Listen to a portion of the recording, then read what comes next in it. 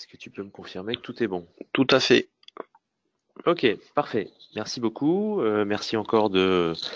ton accueil aujourd'hui pour un nouveau webinaire sur une thématique alors qui peut paraître très réservée aux grandes sociétés, aux grands comptes, dès lors qu'on parle de tolérance de panne, mais pas uniquement. Alors c'est un sujet général lié au système informatique, mais plus globalement, on rentrera quand même dans le détail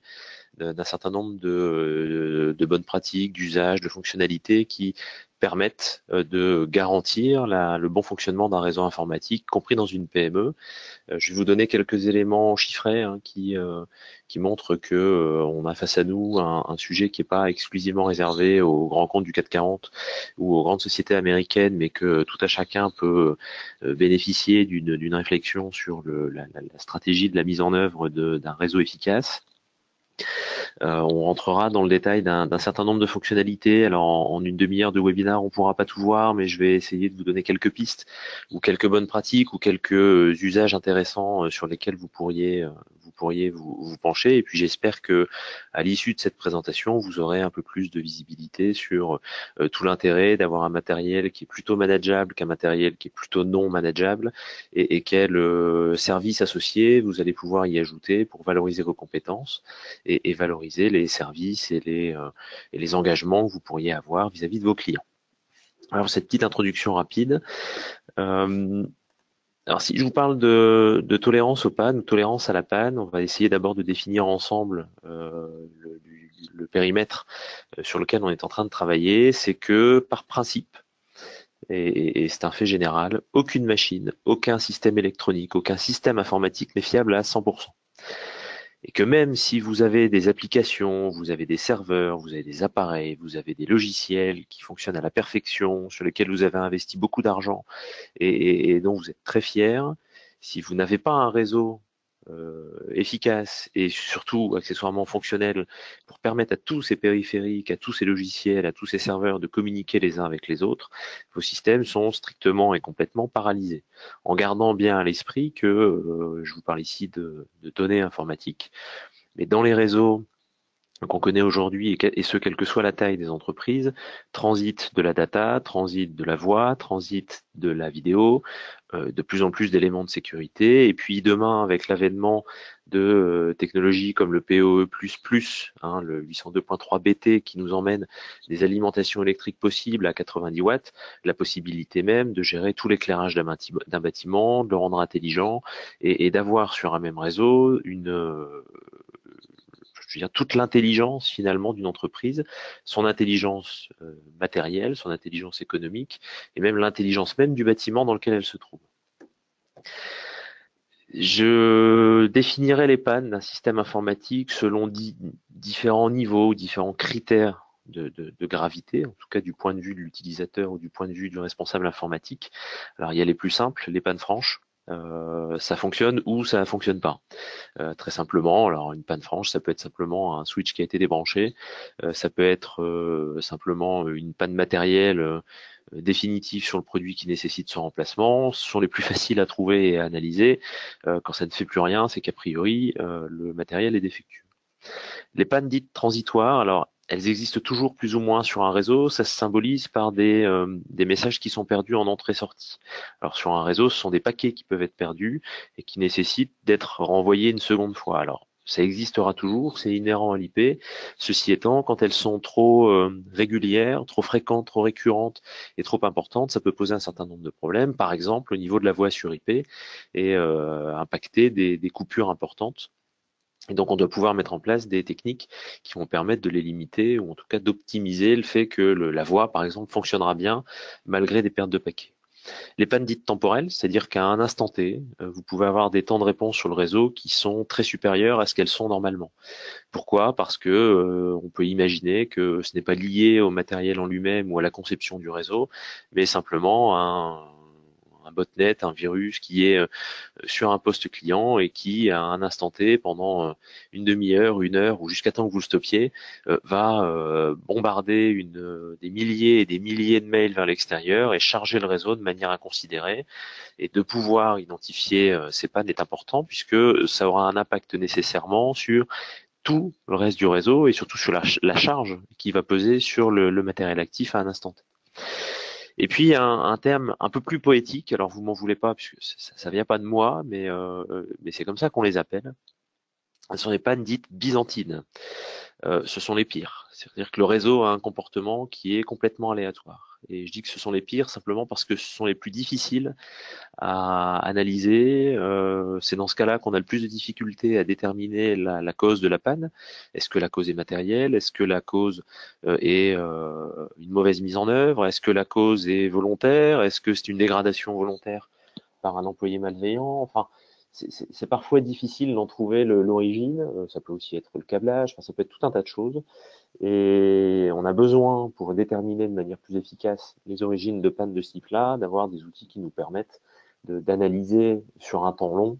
le fonctionnement du réseau et de pouvoir repérer à un instant T des pics de consommation ou des incohérences de fonctionnement qui se produisent de manière récurrente, régulière, sur un point du réseau ou sur plusieurs points du réseau.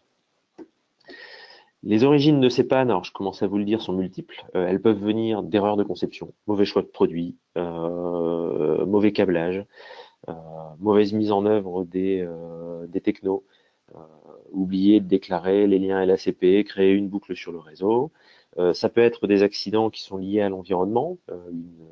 surtension électrique, une panne franche du réseau électrique, le feu, simplement. Enfin, tout ce qui pourrait avoir un impact et qui est indépendant a priori de votre volonté et de la volonté de votre client. Et puis, à ne pas négliger, alors a priori moins vrai sur le réseau, mais on a déjà eu des cas de ce type-là, des malveillances qui sont intentionnelles, c'est-à-dire quelqu'un qui va aller couper des câbles, qui connaît la position d'une fibre et qui va aller la casser, qui a accès à une baie informatique sur laquelle il ne devrait pas avoir accès, qui n'a pas été fermée à clé, et puis qui va toucher et tripatouiller de manière intentionnelle ou non d'ailleurs, mais enfin en général quand ils y touchent, c'est de manière plutôt intentionnelle et malveillante, et puis c'est ce qui va engendrer justement ces fameuses pannes byzantines qu'on peut avoir du mal à analyser puisqu'on va partir du principe qu'a priori personne n'y touche et personne n'y a accès. Les pannes que vous allez sur lesquelles vous allez devoir affronter ou apporter des réponses peuvent avoir des conséquences qui sont plus ou moins importantes en entreprise. Elles vont d'une interruption de service courte ou très longue, qui peuvent avoir un impact par exemple sur la production. Quelque chose de plus problématique encore peut-être, surtout avec les réglementations notamment, et je fais une toute petite aparté sur la RGPD, la perte et le vol de données, un réseau qui ne serait pas segmenté en VLAN et qui laisserait un accès à des tiers extérieurs sur des données personnelles des clients ou sur des données personnelles des utilisateurs de l'entreprise avec des accès serveurs pourrait poser problème, des arrêts de production, enfin, etc., etc. Dans l'absolu et de manière générale, ça coûte de l'argent. Ce sont des fois des pannes qui sont difficiles à chiffrer, sauf quand elles sont franches. Mais je vais essayer de vous donner quelques exemples suite à ça. Alors, on va d'abord commencer par parler d'exemples qui sont peut-être un peu lointains pour vous avant de se recentrer sur une PME française, si vous voulez bien. Mais premiers exemples, c'est pas moi qui le dis, c'est Gartner, un institut qui évalue que globalement, les grandes entreprises américaines, et elles sont assez nombreuses, subissent en moyenne 87 heures d'interruption de service par an. Alors ça peut paraître peu, sauf que parallèlement à ça, alors 87 heures d'interruption de service total, hein, c'est-à-dire plusieurs jours de non-fonctionnement de leur système informatique. Les pertes associées à ces interruptions pour ces grandes entreprises sont estimées à 5 600 $ par minute. Je vous laisse faire le calcul, on atteint des montants absolument astronomiques. Pourquoi? Parce que simplement dans ces grandes entreprises, il peut y avoir des sociétés de services, mais il peut aussi y avoir des sociétés de production, production de voitures par exemple, qui entraîneraient des arrêts de production, et un arrêt de production, une chaîne ne redémarre pas en 5 minutes. Deuxième exemple qui est encore plus, qui est un peu vieux, mais qui est assez frappant, c'est qu'en 2013, le site web Amazon que vous connaissez tous a subi une interruption de service sur sa page d'accueil. Pendant 40 minutes, vous ne pouviez pas acheter sur Amazon. Je pense que si ça se produisait aujourd'hui, ça serait encore plus dramatique pour Amazon que ça ne l'était il y a 4 ans ou il y a 5 ans, mais il y a quand même un journal, une publication économique américaine qui a essayé, parce que Amazon n'a pas communiqué dessus, mais d'évaluer les pertes ou le non-chiffre d'affaires qui a été généré par cette coupure de 40 minutes, et les a évalués à 5 millions de dollars, soit 125 000 $ par minute. C'est-à-dire que, alors évidemment, à l'échelle de ce qu'est Amazon aujourd'hui, ça peut paraître peu, mais c'est absolument considérable. Alors évidemment, on n'est pas tous logés à la même enseigne, on ne réalise pas tous 125 000 ou 150 000 dollars de chiffre d'affaires par minute, mais on voit bien que dans les grandes lignes, une panne informatique peut avoir un effet important et désastreux pour n'importe quelle entreprise aujourd'hui, surtout si elle dure dans le temps. Alors maintenant, on va essayer de se rapprocher un peu plus de ce qu'est notre quotidien en prenant l'exemple d'une société, on va dire une société de service, une société de conseil, qui aurait un chiffre d'affaires de l'ordre de 2 millions d'euros et qui, globalement, emploie à peu près une vingtaine de salariés, ce qui correspond peu ou prou à la définition de la PME en France. Et puis cette société de service a globalement un budget qui peut paraître confortable pour entretenir son informatique au sens large du terme, et elle y investit 4% par an, soit 80 000 euros. Alors quand je dis au sens large du terme, ça couvre évidemment les abonnements téléphoniques, les abonnements data, le renouvellement de matériel, le renouvellement des licences, enfin tous les frais frontaux et masqués ou cachés, les changements de tonnerre informatique, enfin peu importe, tout ce que vous pourriez envisager, mais globalement un budget qui est plutôt confortable de 80 000 euros. La moyenne en France d'investissement dans les parcs informatiques en fonction des différentes entreprises, elle se situe plus autour de 2%. Dans certains cas, pour des sociétés justement plus liées à la production informatique, c'est autour de 5%. Des études ont montré qu'en moyenne, un salarié français, aujourd'hui, perd 109 heures de travail en raison de problèmes informatiques, de tout ordre. Poste en panne, réseau inaccessible, VPN non fonctionnel quand je suis à distance en home office, lenteur sur le matériel informatique qui n'a pas été renouvelé depuis 5 ans, enfin, de tout type, peu importe, 109 heures de travail en raison de problèmes informatiques. Alors, on va essayer de le chiffrer pour vous donner un ordre de grandeur et pouvoir en discuter un peu avec vos clients. C'est qu'on peut estimer que cette société, sur la base d'une rémunération nette moyenne de ses consultants de l'ordre de 35 000 euros par an, va payer pour chacun de ses salariés, et ils sont 20, 3 200 euros de salaire non productif, pendant lesquels le salarié ne travaille pas. Et on peut estimer qu'au ratio de son chiffre d'affaires, ou au ratio du chiffre d'affaires que génère, de manière illusoire, mais chacun de ses salariés, c'est 6 000 euros de chiffre d'affaires qui sont perdus pendant cette période, pendant ces 109 heures de travail non effectuées, simplement en raison de problématiques informatiques. C'est un coût global pour cette entreprise, potentiellement équivalent à 184 000 euros par an, au regard du budget qui pouvait paraître confortable de 80 000 euros d'investissement informatique. Simplement parce que c'est peut-être pas un budget suffisant, ou alors parce que les choix technologiques qui ont été faits n'étaient pas les bons, ou parce que le réseau a mal été dimensionné, enfin peu importe, mais dans tous les cas, même à l'échelle d'une PME, les pannes informatiques ou les dysfonctionnements informatiques, les problèmes informatiques génèrent potentiellement, dans l'exemple que je prends ici,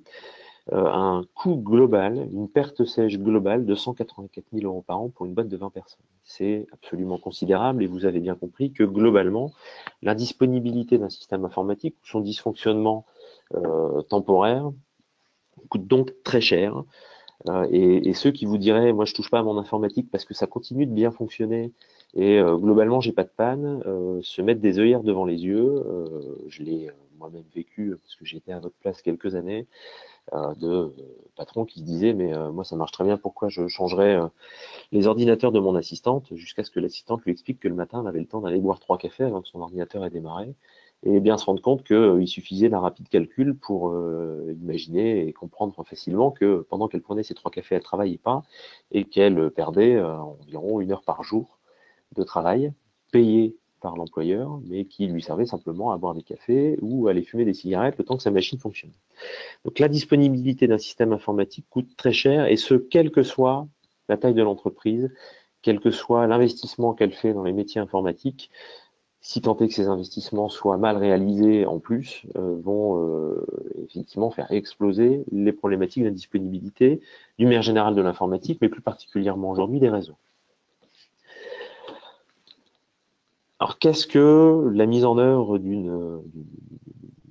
infrastructure qui serait tolérante à la panne, et globalement comment on doit réfléchir aux différents niveaux, et quelle réflexion générale d'ailleurs, c'est pas lié exclusivement au réseau informatique, mais d'une manière générale à un bon fonctionnement ou à une bonne réflexion autour de la mise en œuvre de l'informatique. La tolérance à la panne, c'est une méthode de conception d'un système, peu importe quel qu'il soit d'ailleurs, de telle façon qu'il puisse continuer à fonctionner. Qu'il puisse continuer à fonctionner, même en mode dégradé. Par exemple, dans le cas des réseaux, j'avais une liaison montante en 10 gigabits, cette liaison ne fonctionne plus, mais j'ai quand même une liaison de secours en giga. L'objectif étant d'éviter au maximum que ce système tombe en panne lorsque l'un ou plusieurs de ses composants, des liaisons physiques, des switches, des alimentations redondantes, des onduleurs, viendraient à ne plus fonctionner correctement. Donc avoir toujours un système fonctionnel, même en mode dégradé, même s'il nécessite une intervention pour que l'arrêt de production ne soit pas franc. Donc on doit définir des stratégies pour ça, c'est-à-dire qu'on doit se poser un certain nombre de questions, au-delà du simple choix du matériel et des budgets, pour définir quels sont les objectifs de la société cliente à laquelle vous vous adressez et quels sont les impératifs auxquels elle doit répondre ou non. En cas de panne, parce que ça arrivera. Encore une fois, 100% tous les matériels, systèmes informatiques ou systèmes électroniques ne sont pas fiables à 100%, donc les pannes arriveront. Elles arriveront sur les serveurs, elles arriveront sur les onduleurs, elles arriveront sur les switches, elles arriveront sur le câblage, peu importe, mais les pannes arriveront. Est-ce que la société avec laquelle vous êtes en train de traiter a besoin d'un niveau de performance qui soit identique, quelle que soit la panne, dans tous les cas, au niveau de performance qu'elle a en production normale ou non? C'est-à-dire qu'est-ce que je peux fonctionner ou pas en mode dégradé?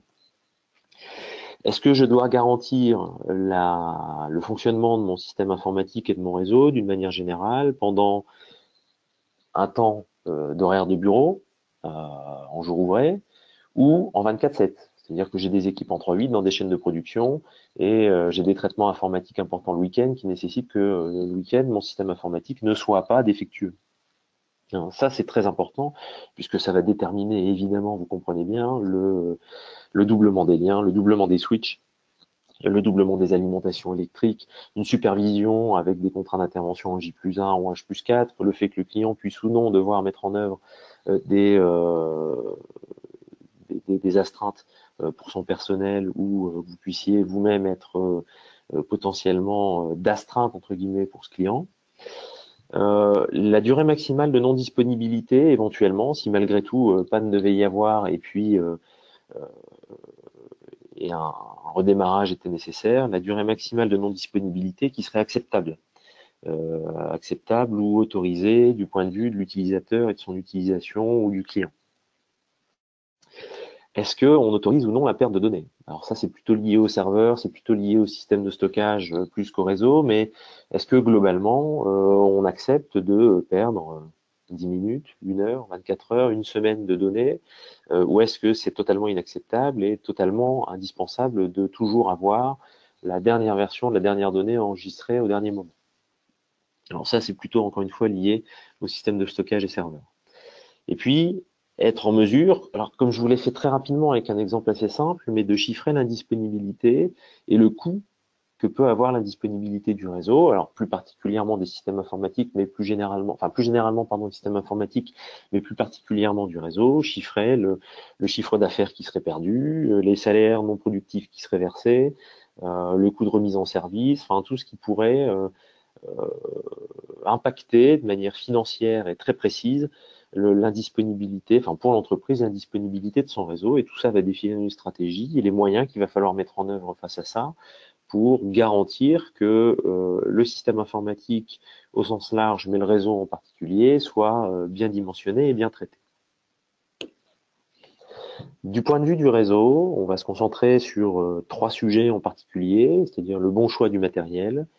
le bon choix de mise en œuvre d'un certain nombre de paramètres nécessaires ou non, obligatoires ou non, en fonction de la stratégie qu'on aura déterminée du point de vue du réseau du client, et puis les outils de management et de supervision qui se mettent à notre disposition pour permettre de réagir ou proactivement ou a posteriori quand une panne a été détectée. Du point de vue du matériel, ne vous arrêtez pas simplement au switch en lui-même, mais globalement, assurez-vous d'avoir un câblage qui soit certifié. Assurez-vous d'avoir une fibre optique qui ait été testée. Assurez-vous de ne pas vous retrouver avec des câbles de catégorie 4 et vous voudriez faire passer du gigabit PoE. Et essayez de vous garantir, de vous prémunir, de réduire au minimum ce qu'on appelle les SPOF en anglais, les Single Point of Failure, c'est-à-dire les points de défaillance unique, c'est-à-dire l'endroit dans la conception de mon réseau qui ferait que s'il s'arrête, s'il se coupe ou s'il tombe en panne, mettrait en arrêt complet l'intégralité du réseau. Si je prends l'exemple des serveurs,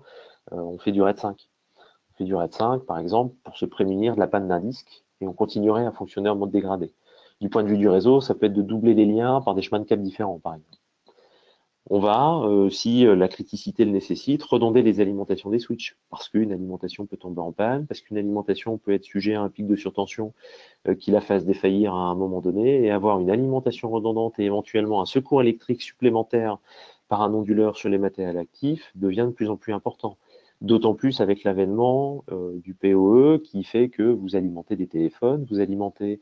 des points d'accès Wi-Fi, vous alimentez des caméras et vous allez alimenter demain les panneaux LED, par exemple, et entre autres choses, des bâtiments. Privilégier, et ça c'est une vérité générale, par contre, les produits qui embarquent un minimum d'intelligence, dit SNMP. La différence de prix entre un switch non manageable 8 ports et un smart switch de premier niveau 8 ports est de l'ordre de quelques euros. Et ces quelques euros vous permettent d'avoir une adresse IP, vous permettent de sécuriser le réseau, vous permettent de rentrer dans des interfaces, vous permettent de mettre en miroir des ports pour écouter ce qui se passe, vous permettent d'avoir des remontées d'alerte et de littéralement ne pas être aveugle sur un réseau qui aujourd'hui est de plus en plus critique pour les entreprises. Et éventuellement, si ça le nécessite, et si vous devez avoir des interventions en 24/7, sous 4 heures et très rapide, se réassurer sur les matériels avec des contrats d'assistance et de remplacement anticipés qui vont vous permettre d'avoir en cas de panne, puisque, encore une fois, elles arriveront. Et je suis pas là pour vous dire que chez D-Link, il n'y a jamais de panne. Il y en a, et il y en aura encore. Se réassurer sur des matériels à partir du moment où la criticité est telle qu'il faut qu'ils soient remplacés très rapidement. Je vais réinsister sur le câblage, encore une fois, parce que malheureusement, c'est pas forcément vous qui l'avez fait. Il est parfois très vieux, ça s'use, ça s'abîme, mais ça fait partie des choses qui sont cachées dans les murs et auxquelles on ne pense que très rarement. J'insiste là-dessus parce que à peu près la moitié des produits qu'on récupère, je parle des matériels actifs et des commutateurs, la moitié des produits qui font l'objet d'un SAV aujourd'hui chez nous, quand on les reçoit sur notre centre de support SAV, sont toujours fonctionnels. C'est-à-dire que les pannes qui ont été identifiées, le remplacement du matériel n'a finalement pas arrangé la situation, puisque le problème n'est pas lié au matériel, n'est pas lié à la conception même du réseau, mais elle est liée à un problème physique du câblage. Donc encore une fois, soyez quand même très vigilants sur les systèmes de câblage,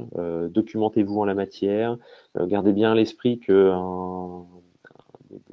un système de câblage vieillissant ne va pas vous aider à faire passer du PoE, que ça peut avoir un impact qui est très fort sur la téléphonie sur IP,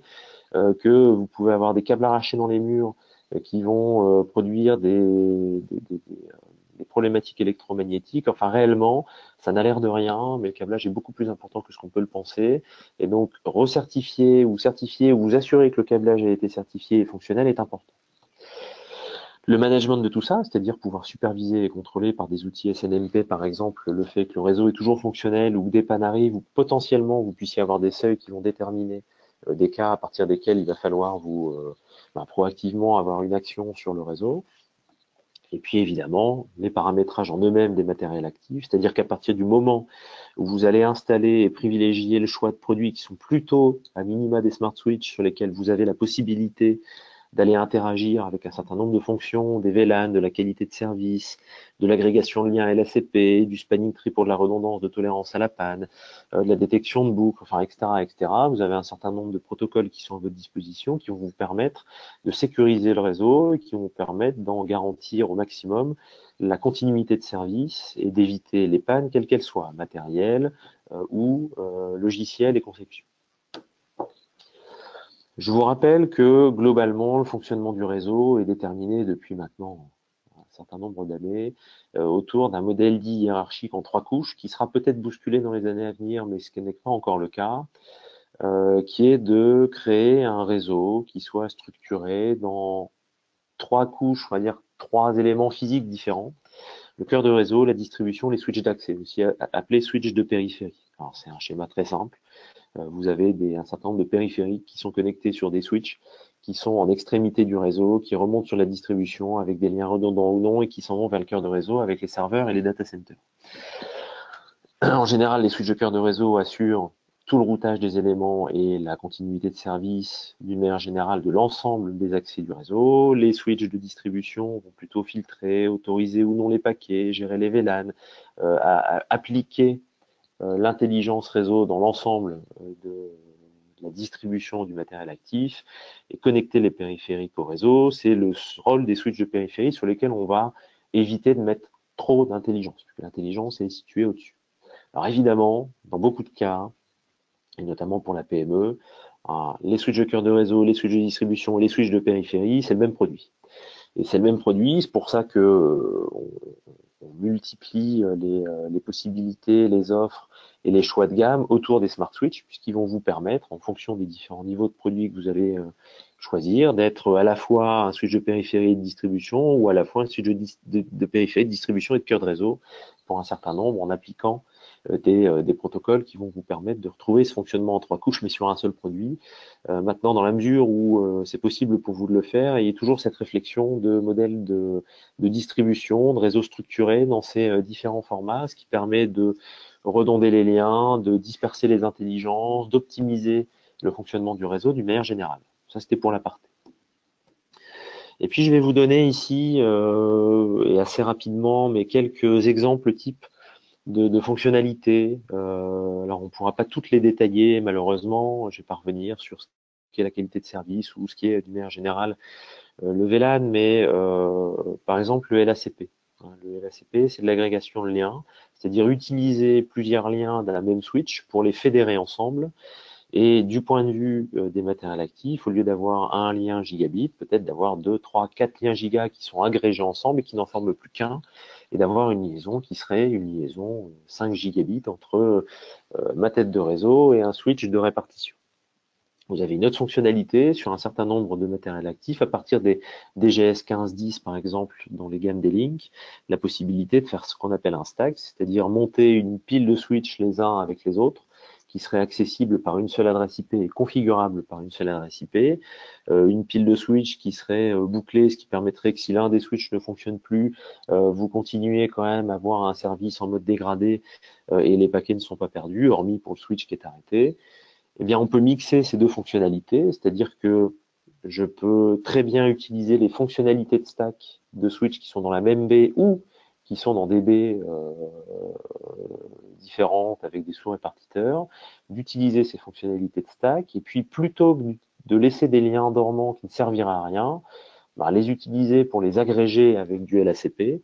vous le voyez ici sur le schéma, en plus de ça, je vais faire du LACP et du stack, mais sur des switches différents. Si vous regardez bien, ma première liaison sur le premier switch duo est attachée sur le premier, ma deuxième liaison en agrégation lien sur le deuxième switch est attachée sur le premier port du deuxième switch. Ça va me permettre ici d'avoir un lien qui soit en 20 gigas, en 40 gigas full duplex, 20 gigas montant, 20 gigas descendant, qui soit équivalent à du stack en termes d'administration du réseau, qui soit équivalent à de l'agrégation de liens comme on pourrait le faire de manière classique en LACP, mais qui en plus de ça sera tolérante à la panne, puisque si jamais un des liens sur un des trunks LACP venait à être dysfonctionnel, l'intégralité du trafic du lien défectueux serait automatiquement réorientée sur le reste des matériels par les liens qui sont physiquement disponibles. Donc ce sont des petites astuces comme ça, qui n'ont l'air de rien, mais qui permettent en mixant différentes intelligences les unes avec les autres, d'avoir quelque chose qui est extrêmement tolérant à la panne, qui en plus, en lien fonctionnel, va vous donner un débit qui est colossal, mais même en dysfonctionnement ou en mode dégradé, vous laissera quand même des liaisons 10 gigas entre les périphériques. On a la possibilité aussi sur les réseaux de créer des boucles et de les gérer. Vous savez, quand on crée une boucle sur un réseau, c'est ce qui est de plus fantastiquement dramatique pour un réseau si vous ne la déclarez pas. C'est l'équivalent d'un court-circuit électrique en un peu moins impressionnant puisque ça prendra pas feu. Mais globalement, quand vous créez une boucle sur un réseau, vous pouvez avoir un arrêt du réseau qui est plus ou moins rapide. Quand on utilise des protocoles comme le spanning tree, le STP, on va pouvoir gérer ces boucles, les définir, et dire au switch, eh bien, en cas de défaillance, je vais passer par mon lien de redondant ou tolérant à la panne qui attend simplement qu'on lui dise de faire transiter des données. Ça, c'est le spanning tree. Spanning tree, en cas de panne d'un lien, dans une boucle, met entre 30 secondes à 2 minutes à se reconfigurer, à reconfigurer le réseau en fonction de sa taille.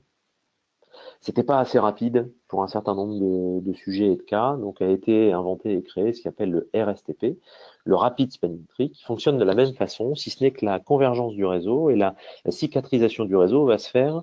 plutôt autour de 5 secondes. C'est très bien, c'est pas encore assez rapide dans certains cas, donc on a créé un truc qui s'appelle le RPS que je vais vous montrer après, mais surtout accessoirement, il y a toujours des liens qui sont dormants et qui ne sont pas utilisés.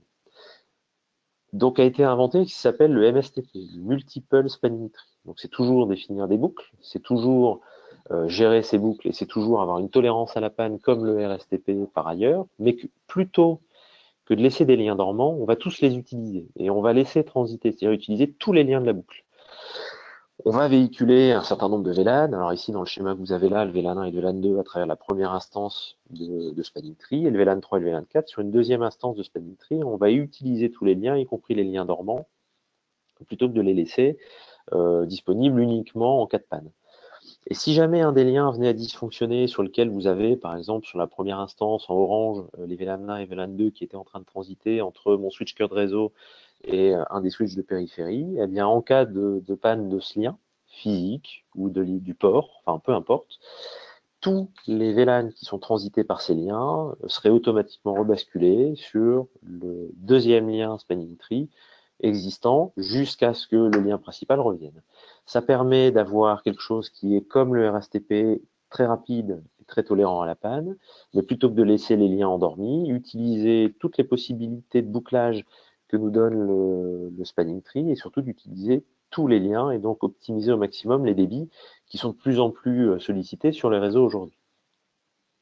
Comme c'était pas encore assez rapide, on a créé un truc qui s'appelle le RPS, qui a une cicatrisation et une convergence du réseau qui est de l'ordre de 20 millisecondes.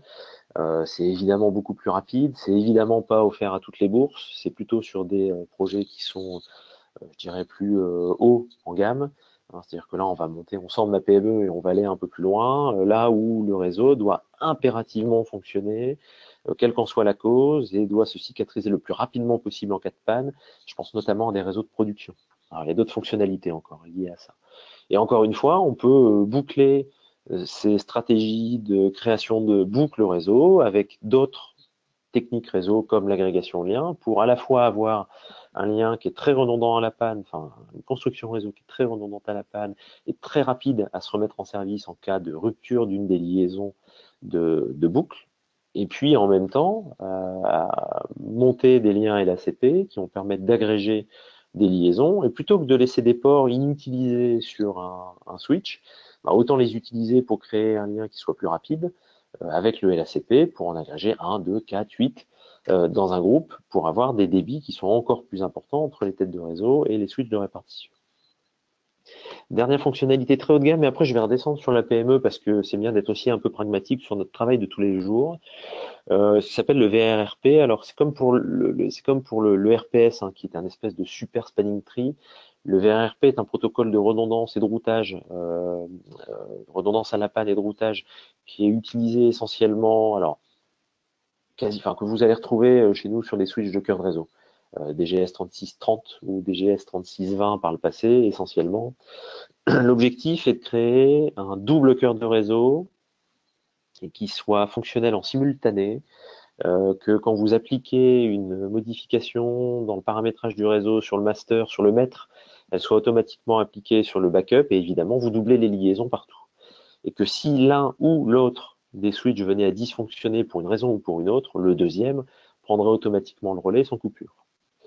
Et vous pouvez créer des piles de cœurs de réseau en VRRP qui seraient entièrement redondants. Alors, pour vous donner un exemple un peu pratique, on a fait ça avec, à l'époque du DGS 3620,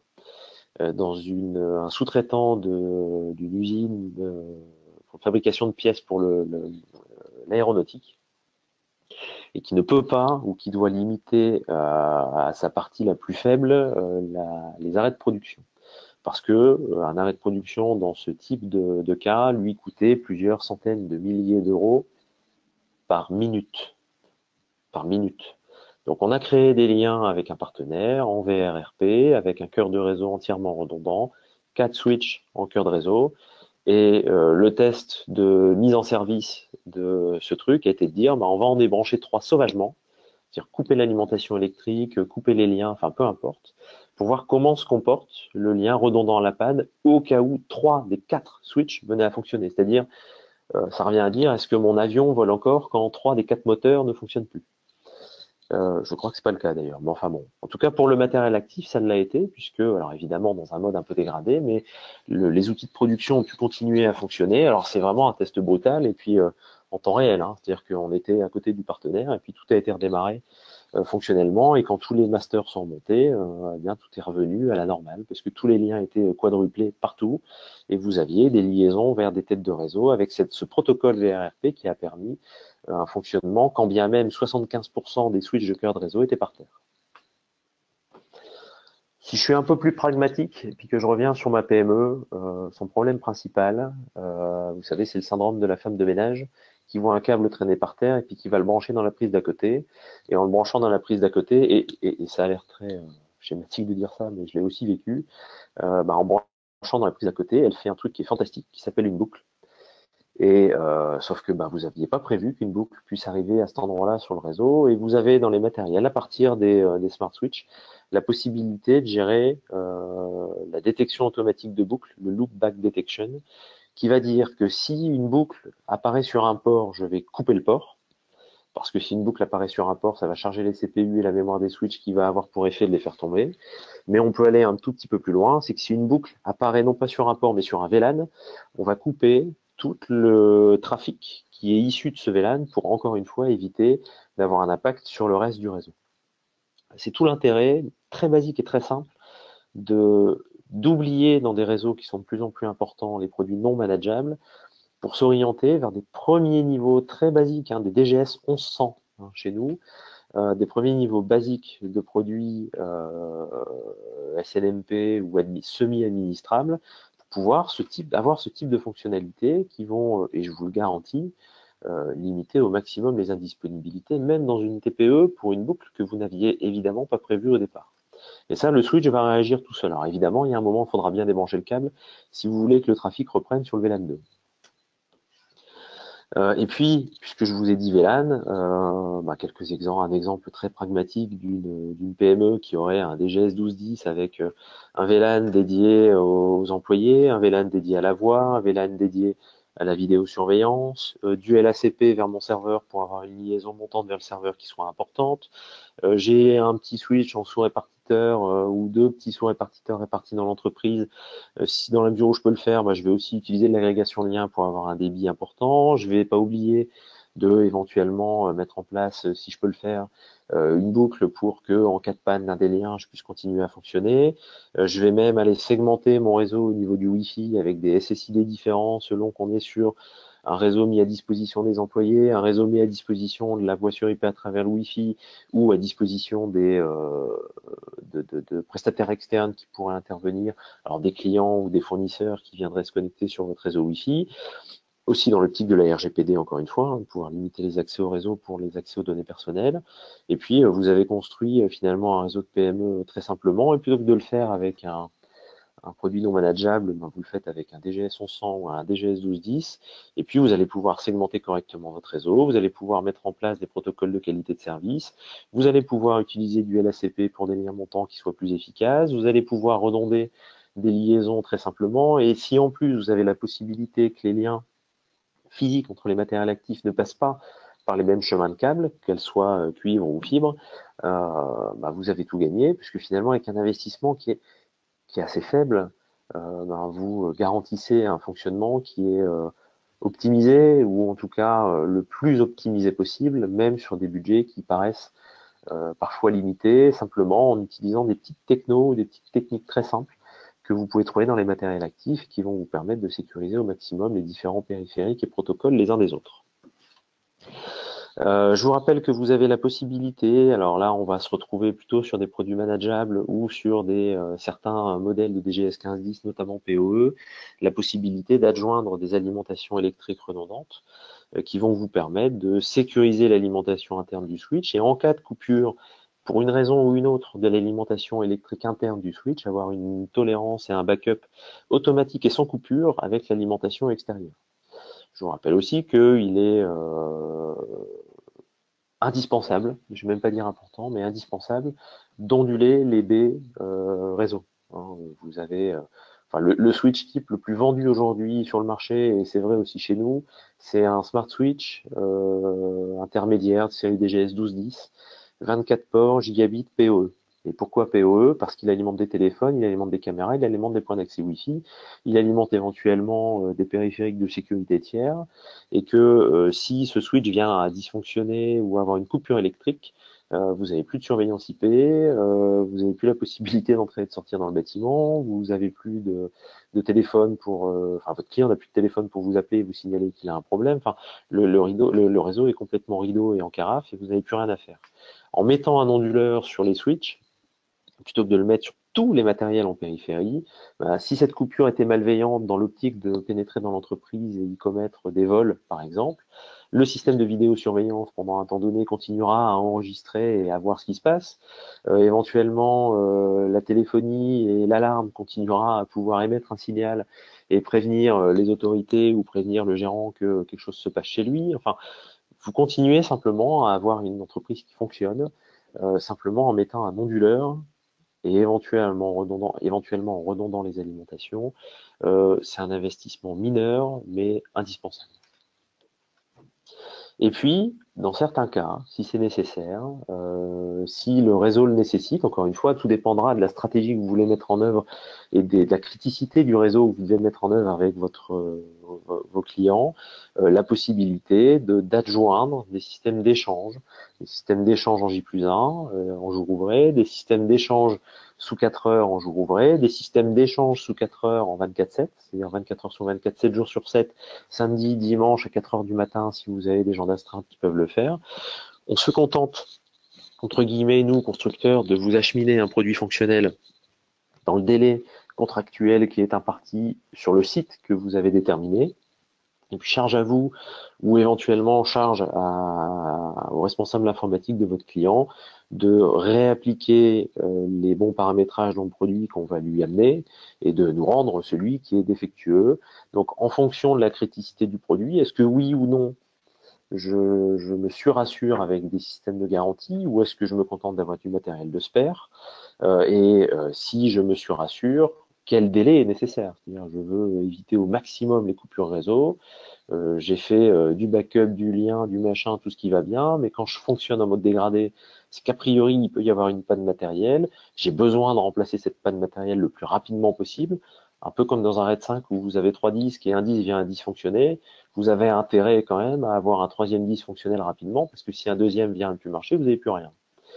Là, c'est pareil pour le réseau. Si vous avez une panne, est-ce qu'il est nécessaire d'avoir une intervention classique, rapide ou très rapide pour remplacer un des matériels? Et enfin, une plus-value supplémentaire pour valoriser vos services, valoriser vos contrats de maintenance et vos contrats d'intervention